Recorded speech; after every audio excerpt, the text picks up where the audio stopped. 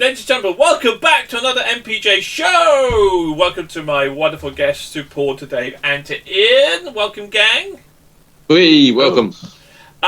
What's the show all about? We are reviewing all the latest rock albums, and we rate them out of 5, and we reveal our results in a Album of the Month show, which will come at the end today.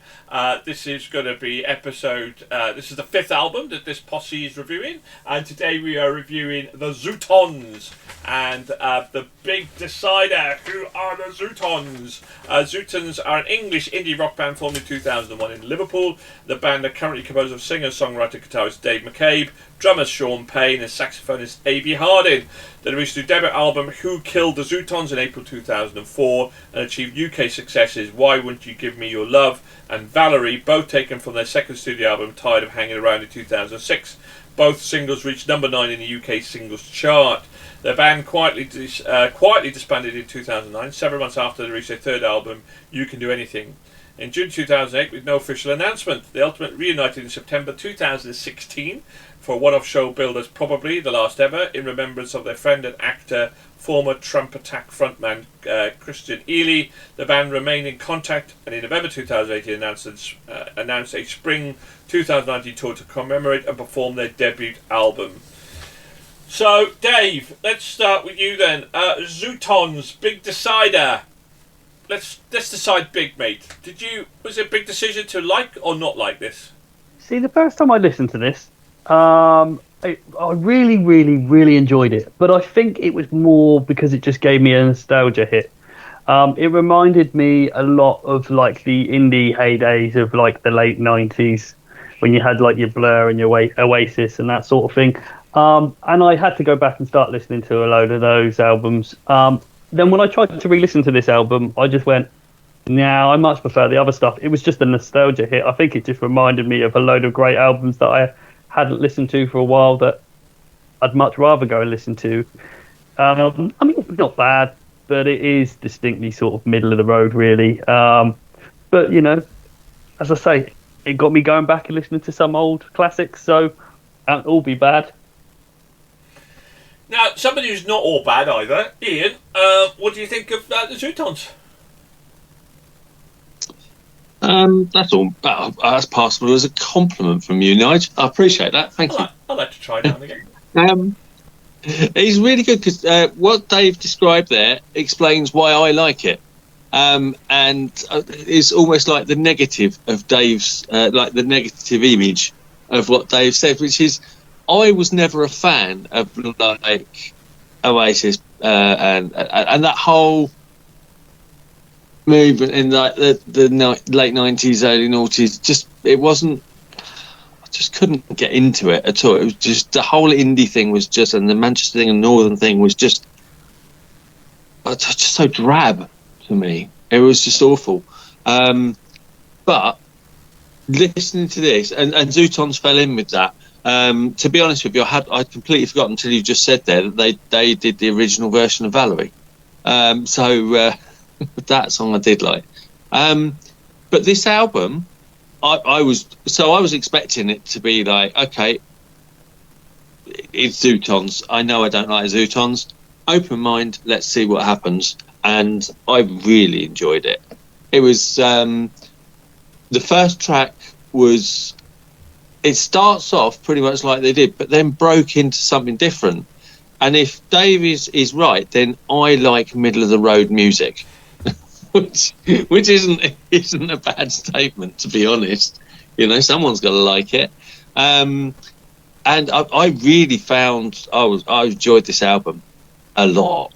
It wasn't the best album I've ever listened to. Because the genre isn't my thing. But I thought what they've done with it is very different from what they've done previously. And that's kind of what you want when there's a band with a lot of history that you recognise, is you want something different from them, but you want it to be recognisable. I like the direction it went in. And yeah, it's made my rock albums I love playlist. It's not the best album I've ever listened to, like, you know, but I really enjoyed it. Cool. What about you, Paul? Well, okay. can I say? Okay, so the media hailing the Big Decide as a second chance for lead singer Dave McCabe and the rest of the band after a 16-year gap from the previous album. Having had great success with their previous album, from being a successful album, and then having to retour, I don't know how many years later, based on replaying the album again, and of course Amy Whitehouse, writing Amy Whitehouse's Valerie, which I'm grateful for. This Liverpudlian band are walking in the shadows of great acts that come from their hometown, Liverpool. Unfortunately for me, I ranked them just under Ken Dodd. The Big Decider album starts off with a disco-infused indie pop track. Creeping on the Dance Floor is a song with real intent. However, the album for me quickly nosedives in ambition and tempo, and quite frankly, from Disappear, an aptly named track for the rest of the album. While this album is listenable, I've found it hard work and not something I'm ever likely to return to.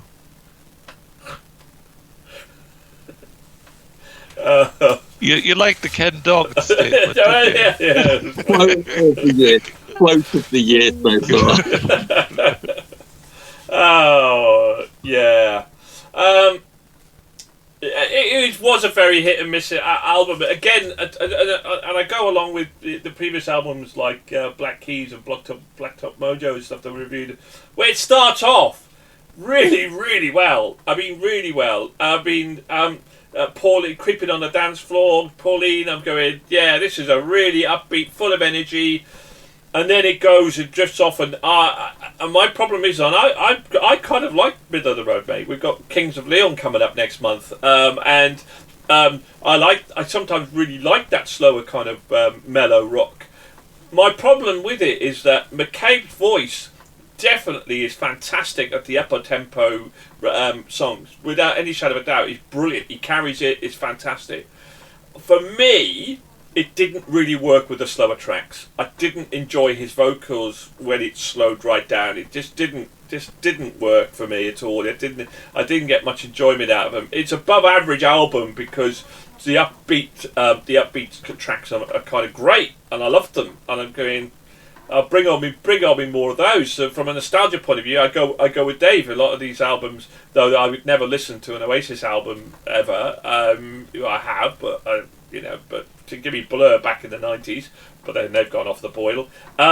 So yeah, hit and miss, very, very hit and miss. But certainly Pauline and Creeping on Dance Floor hit my kind of playlist. But like that, so it's an album where there are certain songs in there that you're going to enjoy and like you'd listen to them, but as an album, yeah, it was very hit and miss, as I said. Okay, what about you people out there?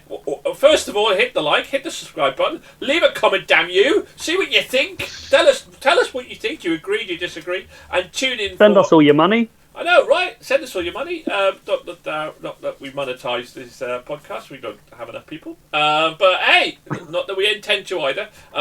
So we do it for fun. That's why they've got to send us all their money. Anyway, Trish and Chris kind of equally agreed with us, kind of middle of the road for them as well. Right, tune in for our Album of the Month show. See if you think Zutons will get our Album of the Month, and where of the 8 albums that we're reviewing, where they will sit. Anyway, thank you very much in the meantime to my wonderful panel, today, to Ian and to Paul. Thank you very much, and goodbye for now. Bye. Bye.